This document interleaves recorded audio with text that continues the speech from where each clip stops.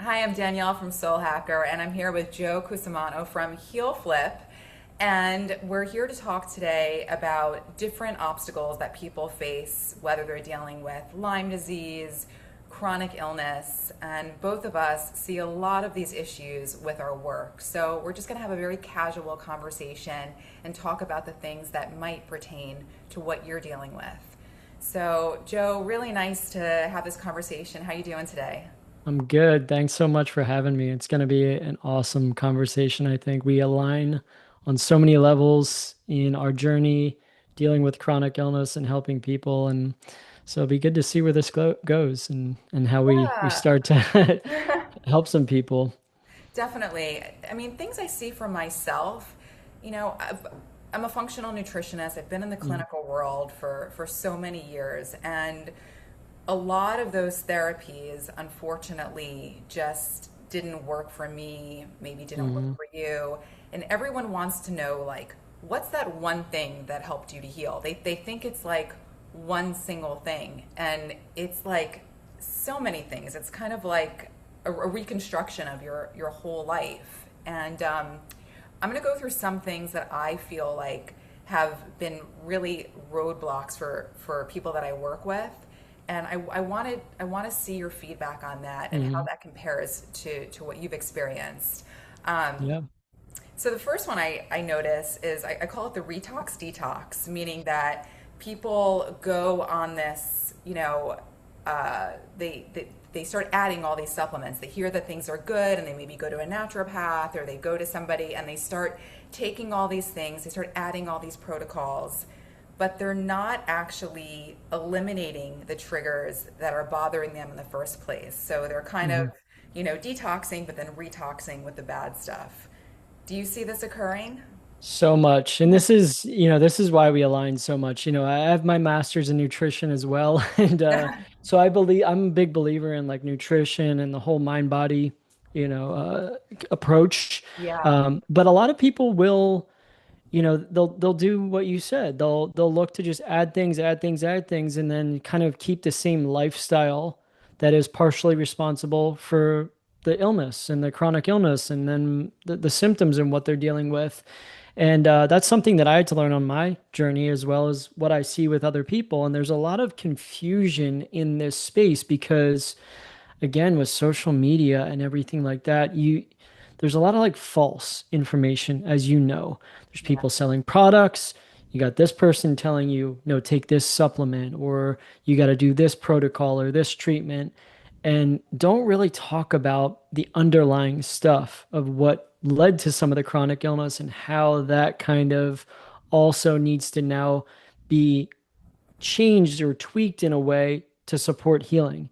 And right. that's where a lot of people get lost. And then, they're thousands of dollars, sometimes tens of thousands, sometimes hundreds of thousands of dollars in trying to heal, doing what you said, the detox retox type of Right. approach and not getting anywhere. And eventually, they have to come back to this approach like what we align on, where it's like, okay, where am I contributing to my chronic illness in various ways? And then Right. starting to make those subtle changes. It's like this saying that says you can't heal in the same environment that you got Yeah, sick in, and that's what a lot of people are still doing. They're adding on these new novel things, but they're still the same person, and we have to transform. So it's that's, true.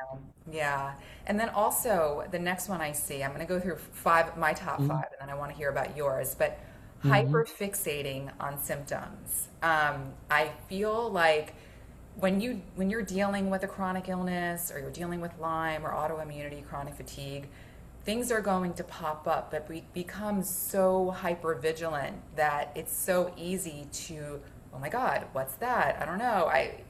And sometimes it could take over everything because you're not even living, you're just focusing and nitpicking on every single thing, and you're constantly talking about it with other people, and it becomes this constant loop of just your symptoms, Mm-hmm. that's your entire world.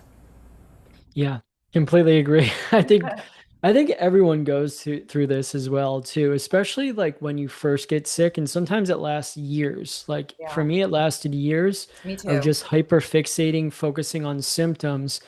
And I wish I had someone to tell me like this, what you're saying right now, like that was detrimental. I didn't know that. I don't know if you had to learn this on your own. I didn't know that. I thought that that was the way to heal. Let me like focus on my symptoms so that I can then figure it out, so that I can then see if there's a pattern or if something's triggering it, or if there's, an ebb and a flow in this, and also kind of being in that hypervigilant focused, oh no, what does this mean? And creating a story around the symptoms. I didn't know that this was a problem for years until then I started kind of diving into the mind body connection. And I realized, oh my God, I'd been focusing so much on my symptoms, hyperfixating on them. And all that is doing is just producing stress hormones, cortisol, adrenaline. And I know me and you align in like the law of attraction type Yeah, of stuff yeah. too. It's like what you focus on grows. What you focus on, you sort of manifest or create in your life. And that was like the intro into mind body for me too. I was like, oh my God, I've just been focusing on everything that's going wrong and everything that could go wrong. And it's just kept me in this loop. And this is, yeah, again, I see this with a lot of patients and a lot of people that are struggling, a lot of, the people that are dealing with chronic illness and symptoms. It's really hard to break this loop. This is where it's not an easy thing, but just the awareness, like you said, is key to actually is breaking it. Definitely, and it's not an insensitivity because Yeah. we know that when you're going through your stuff, it's like it's your entire world, it's your entire Hmm. focus.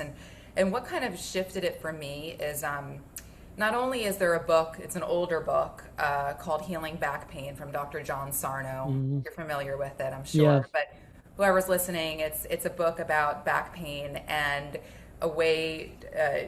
And they found that many people who were dealing with back pain, let's say they went to get an MRI because they just had an accident, and now they look at the MRI and or the CAT scanner, they're like, oh no, you have a problem with C3 and C4 and L5, and but all of this stuff may have been there prior to their Yeah. accident. But now they have this accident, they have the trauma, they have back pain. Now it's confirmed by the chiropractor, by the surgeon.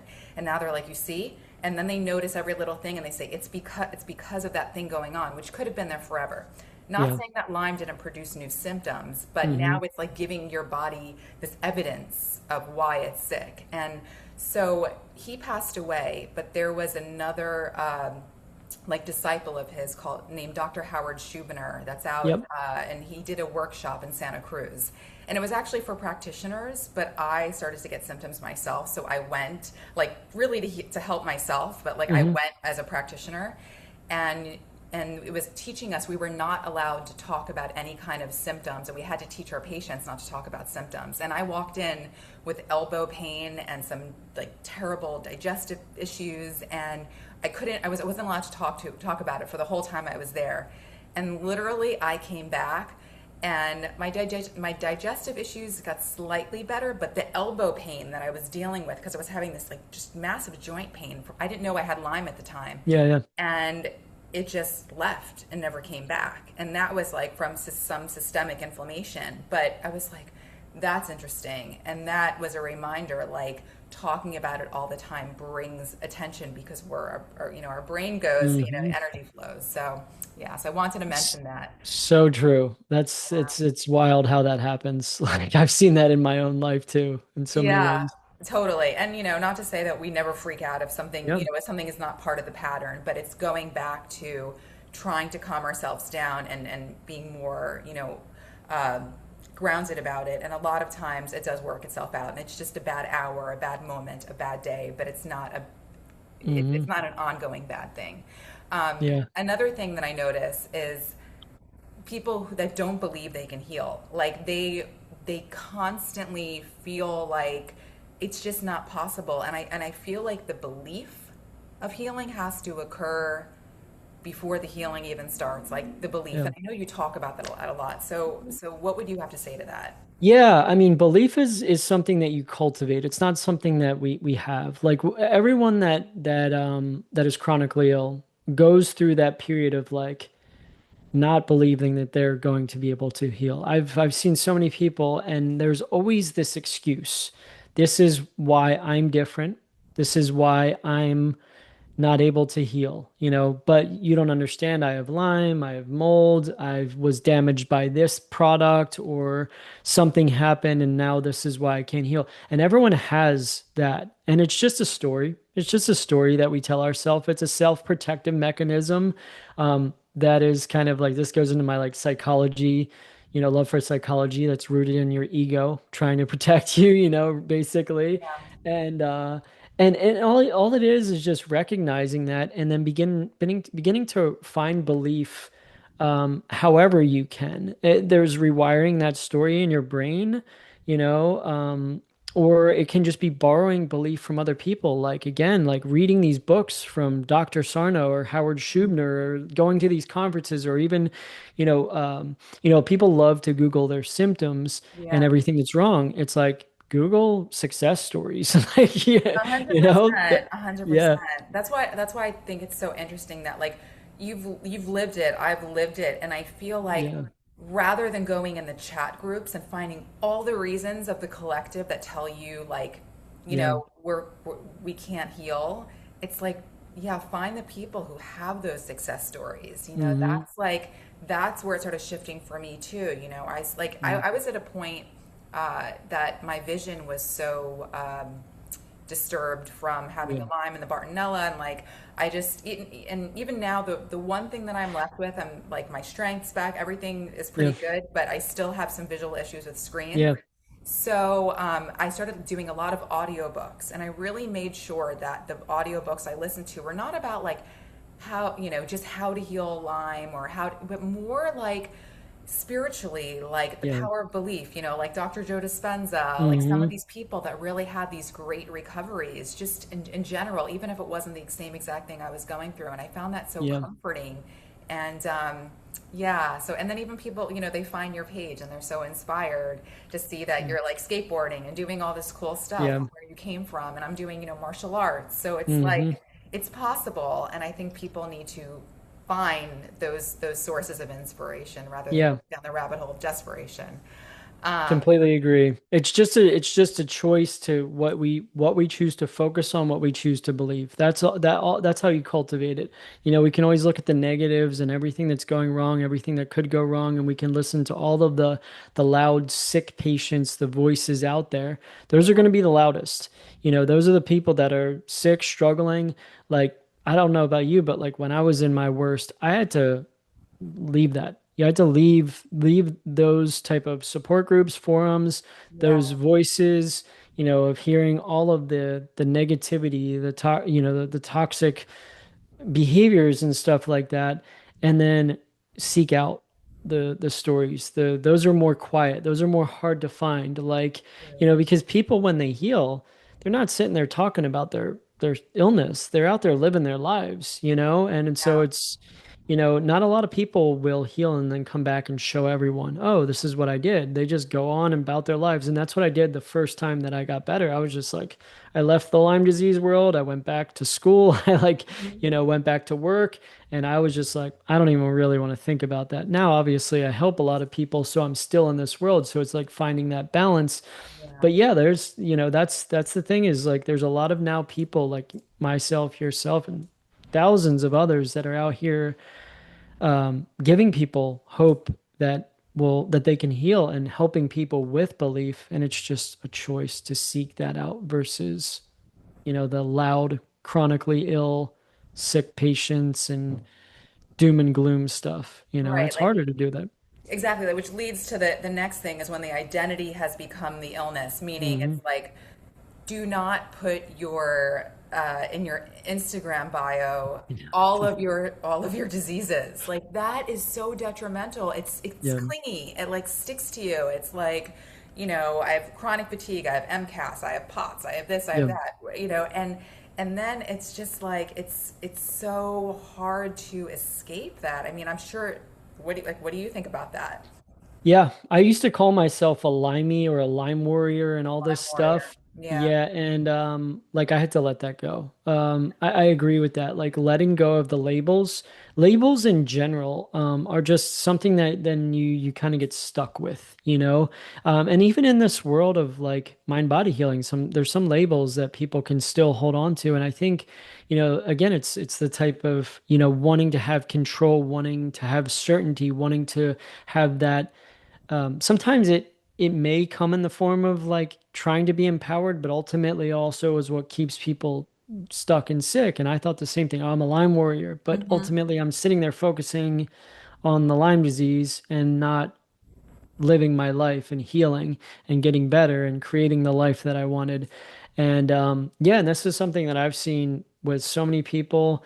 That is like one of the first things that I did to begin to heal. I stopped that. I stopped talking about Lyme disease. I stopped focusing on it. I stopped calling myself that thing. I stopped Googling. I stopped researching. I just began to detach from that. I think it's so important if you want to heal to begin to detach from those chronic illness labels and symptoms and everything like that. And you can still make a difference even with that because a lot of people will think, well, that we're very empathetic. Like I want to be able to help other people. And it's like you can still help other people. And the best thing that you can do is heal yourself. Is, Absolutely. yeah. Absolutely. And also, just the last one of these five that I feel like really Yeah. stand out to me is when people stop living, they stop honoring themselves.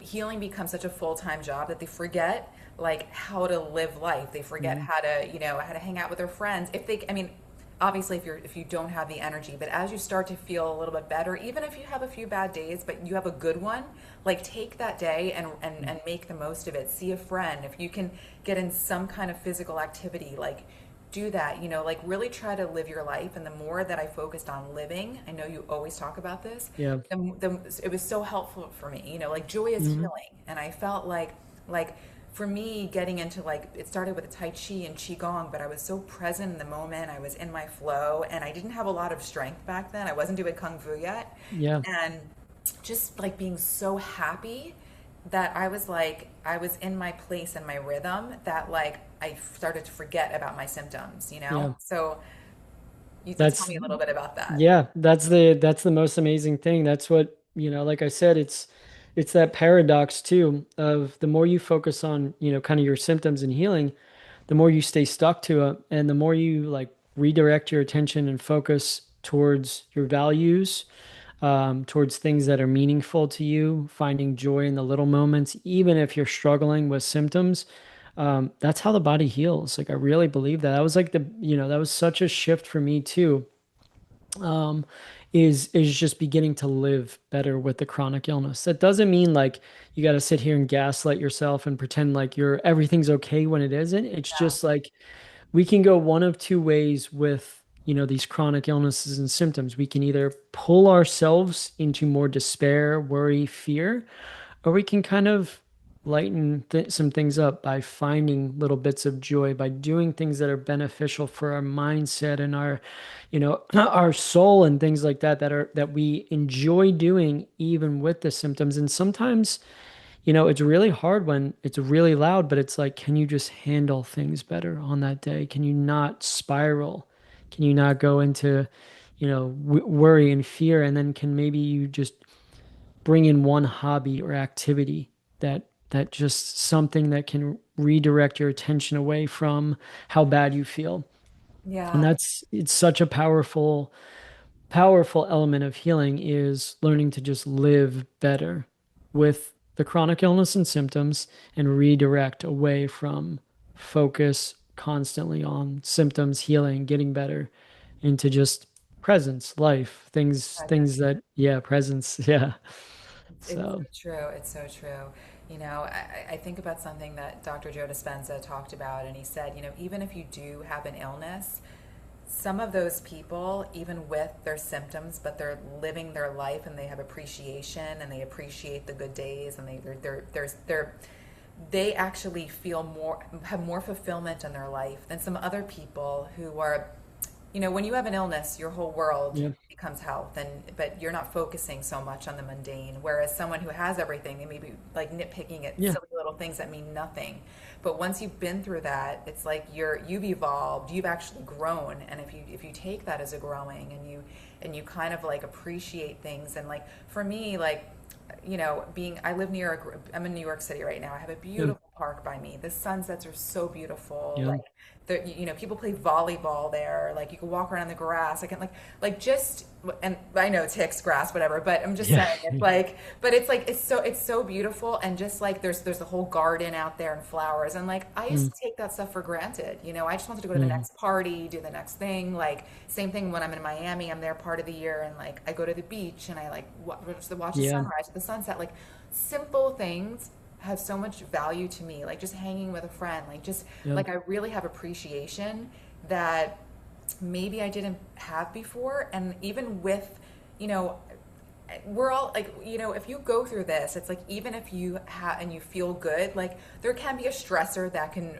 cause your symptoms to Hmm. sort of rear its ugly head that day. Yeah. But I still, even with being not being perfect, like Yeah. I really enjoy my life and the quality of my life more than I ever had. And it seems odd, like why would I appreciate it more now? Yeah. Just because I'm in my flow, I feel like I'm doing my purpose. I feel like you're doing your purpose, Yeah. and that means something. So like we need to like really appreciate the small wins. Yeah, you got to embrace the journey. You really have to embrace the journey of healing. Like, I'm not completely well. I still go through tough days and weeks from time to time, and I'm like, whoa, I'm like still. It's almost like that reminder, but I don't ever let that stop me from enjoying my life. I Right, still live a full, meaningful life, even with symptoms at times. Now, it's different than it was when I was at my worst. right. And so I understand people, that are very, very sick. But like you said, like I do little things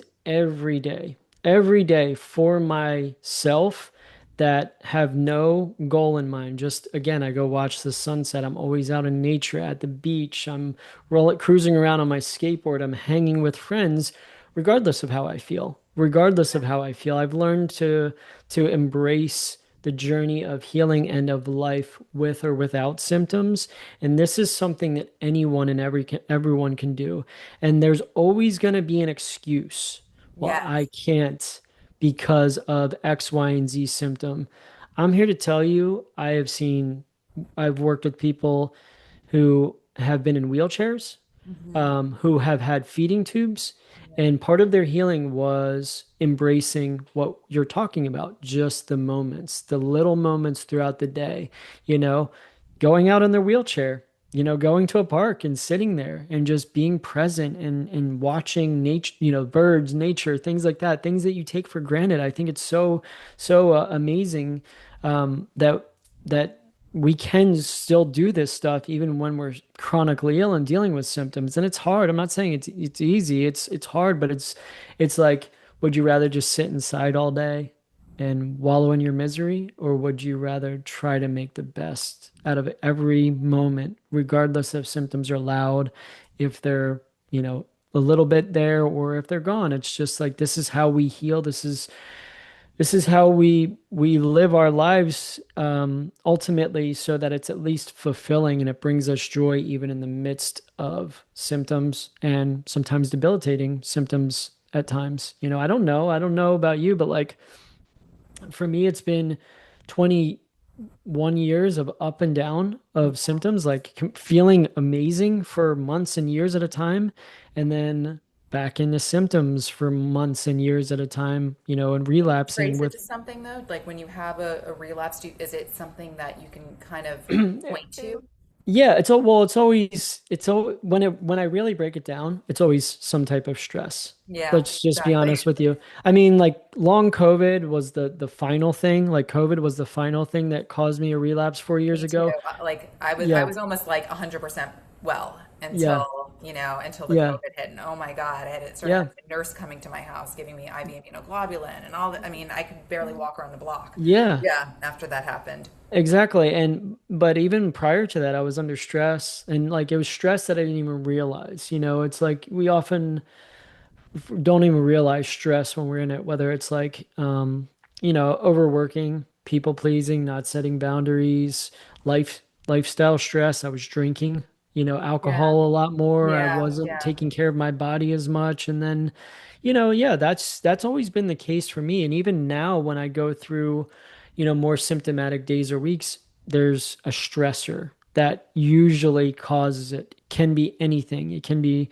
financial, it can be relationship, it can be whatever, another virus. Sometimes Yeah. I get, and it just kind of throws me into a little bit of a flare up. And it's like, how do I handle it when I go through that stress? It's like we can't avoid stress, but do Right. I handle it in a better way? Right. And you know what? I feel like the biggest stressor for me, and this is so confusing to people Mm. because when I do things I don't want to do, like our Yeah. body doesn't lie. Like our soul knows what we want, and we are forced to be in social situations that we don't want, or like just Yeah. be around certain energies, or pushed into a work situation where I don't want. Like it can actually make me more exhausted than like I did it was like a kung fu weekend that was 7 hours a day, and it was like me and like 40 guys, and I'm like Wow. sparring with them, and I was fine. I was Yeah, yeah. literally fine because no one knew that I ever had, like, no, you would never think in a million years that Yeah. I had gone through what I went through. But then it was like weird for like other friends for me to tell them like after this, you know what, I'm just like I'm kind of burnt out. I need to preserve my energy. Like I Yeah. can't do this social thing. And they're like, but you just did a whole kung fu weekend. I'm like, because I was grounded. I was in my flow. I was happy, but some people's energy is Yeah. way more exhausting to me than like sparring. Like it's a Yeah. mental drain that throws me off. And I that's what I have agree. to really protect, like our mental energy. And the other thing is over traveling. I just did a ton of traveling recently, and all those planes and all of that. And I was trying to Mm, explain like it's an overwhelm. I don't think I can do all this. So like we have to be supportive of our stress, and like I feel like the nervous system is so like it's almost become like annoying. It's like everyone's yeah. talking about the nervous system, but it is true that like we Yeah. just have to know our limits and not let ourselves like be in the red, because once that happens and our battery's drained, that's when you start to feel like crap. So like Yeah. really being cognizant of that. Yeah. Saying no is so healing Oh sometimes. God, Just I know. but not no out of fear, like of your symptoms, but when it's an Yeah. actual, like, out of alignment, no. Like, Out of no. alignment. Yeah, yeah. Because, like, a lot of people will think, oh, I say no, and but a lot of that time is kind of like what you said. It's like this is where, and we can talk about this with like ACT, acceptance and commitment That's therapy. what I wanted to just ask you about. Yeah, Yeah. is like, we have values in life, again, for you, like kung fu and tai chi and qigong and all that Yeah. stuff, are things that bring you joy. And there might, people might be struggling with a chronic illness, and that's like a value. They want to do that, but they're fearful of their symptoms, so they'll say no. Yes. And that's different than like someone asking you to help them move, or like you have to go on this vacation with your family that you're like dreading, and you Oh my God. really, That's like yeah, one of my that's like one of my worst. yeah, and you really don't want to go, and then you go anyway, and it's kind of like, yeah, it's like sometimes saying no for something that doesn't feel like aligned with you is so healing. I've had to do that too, and I've even when like it can be whatever, clients, it could Yeah. be um, friends that I care about that need help with something, that I'm just like, sorry, I can't. It's just, yeah, But that's what we have to do. I yeah, mean, seriously. Yeah. Is this part of your, because like you just did a post and yeah, you started talking about something, but I want to make sure it's the right thing. Be accept, yeah. allow, take action. Yeah, yeah. So, there's a lot of people in this space of like nervous system healing right now are really big on acceptance, that piece of acceptance, allowing your symptoms. And I think that's great. I think we've already touched on that. It's just Yeah. like, yeah, like accept, allow your symptoms. It's really, really important, because you're never gonna fight against them and win. You kind of got to embrace where you're at and make the best of where you're at, and not try to freak out and hyperfixate on your symptoms. But a piece that I see really is missing is that take action piece. And this is, Yeah. so I never, when I healed in the past, and even to this day, I never like followed any like protocol, like programs, like nervous system programs or anything like that.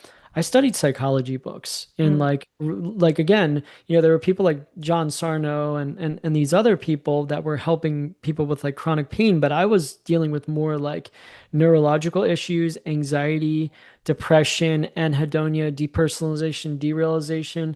And I I love was like, all those well, things too. Yeah. yeah, I was like, how is this going to help me with chronic, those things? These are books on chronic pain. But Yeah. what helped me is I came across books, like psychology books Mm, from these major psychologists and things like that were talking about how to overcome these emotional and cognitive issues.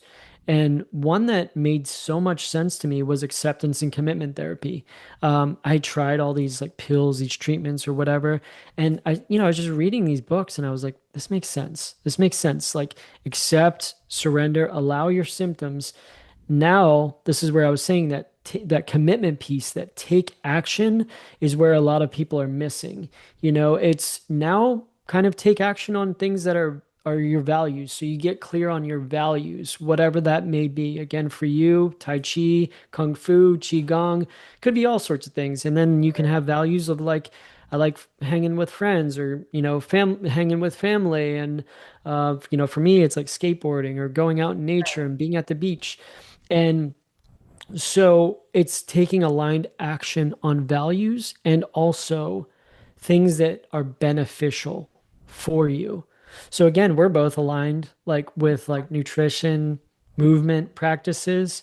Like we all know like that stuff's good for you, but Right, of course. I'm sure yeah, everyone's like, it's so funny how people will dismiss that. Like, I will talk to them about that, and they're like, but yeah, but like, what supplements do you take every day? And I'm like, you know what I mean? Are you doing the low histamine diet? Or they'll be yeah, like, what do you think about carnivore? Like, yeah, like they will like yeah, shake their head and then ask me about that. And it's like, but I yeah, heard that, if you yeah, have like mycoplasma, you should be. No, no, no. I'm not saying that these things do not work. I mean, like you have your master's in nutrition. I have my degree in nutrition also. I also, yeah, worked in formulation on the nutraceutical side. Like I get all yeah, that. I'm not yeah, saying don't take your herbs. Of course, have a good diet. That is yeah, foundational. But if you do not do this other work, it does not effing matter. Like, yeah. It's so so true. Yeah, and so that's the thing that I've learned is that yeah, I mean you got to like start taking steps again in life, forward in life. And you know, it's not about becoming someone completely different. I think this is where people like they don't want to lose their selves, in when they heal. And this is part of I think what resistance is. But I tell people, I'm like, look, you're not going back to your old life. Like you're not. As much as you want to, um, that's partially what is responsible for getting you sick. So let's figure out values, the things that are meaningful to you, and then start taking steps forward. Now, elements of your old life, like I'm a lot of the same person I was before I got sick. Like I still skateboard, I still love sports, I still love, cars. I'm still kind of like my fun, goofy personality self. But now I also incorporate what is meaningful and beneficial for me going forward. And I let go of all the like toxic behaviors and lifestyle choices and things like that served no role in my healing or my health going forward. And so this is where, that commitment piece, that take action piece is so clear or so key and getting clear on that because back to what we said earlier, if you're focused on your symptoms, if you're focused on the diagnosis and identifying with that, and specifically if you're focused on, like, again, how do I heal, supplements, treatments, pills, you're just staying in that like soup of like toxicity and stress hormones. But when you get clear on your values and things that you would do if you were healthy mhm. and you start taking steps and doing them anyway, now you build and bring in joy. You redirect your focus away from the chronic illness and the symptoms. Now you're focusing on a more healthy, joyful life, even with symptoms. And then this is how I believe, again, the nervous system and the body heals, and those things like depression, anhedonia, anxiety, DPDR slowly fade away. Because that's the other key. I don't know if you feel the same way too. Like when I've healed, it's not because I focused on healing. I actually would heal and not even realize I'm healing because I'm focused Yeah. elsewhere, you know? Yes, yes. It's definitely, Yeah. and also having more trust in myself. I think like Hmm.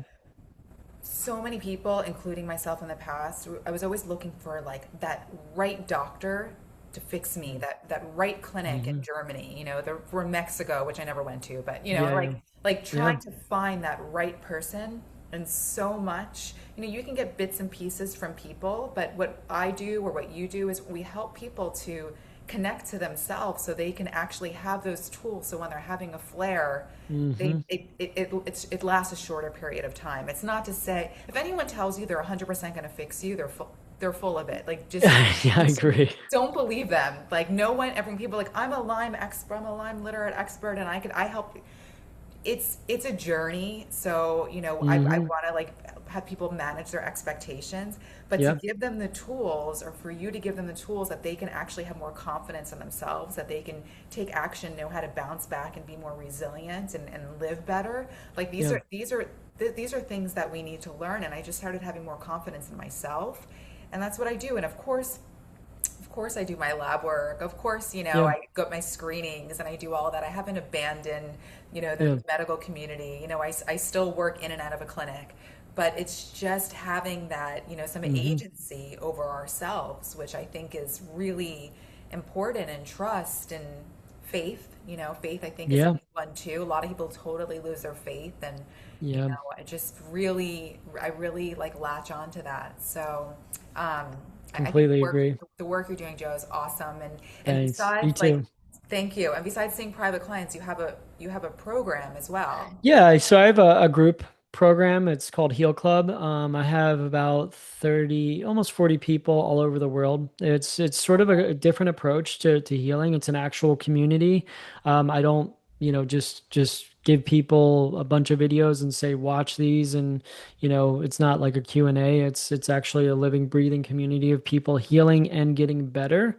Every week you see people actually moving forward in life, Awesome. And telling their practicing. stories of healing, maybe to Yeah. share, and like the positive feedback kind of. Yeah, exactly. We don't talk about symptoms. We don't sit there and doom and gloom. We move forward in the direction of health, and it's through the lens of the things that I teach, ACT and nervous system practices and mind body practices, and even like nutrition and movement and all that stuff, all done through my Zoom calls and then through my healing guide, that I guide people.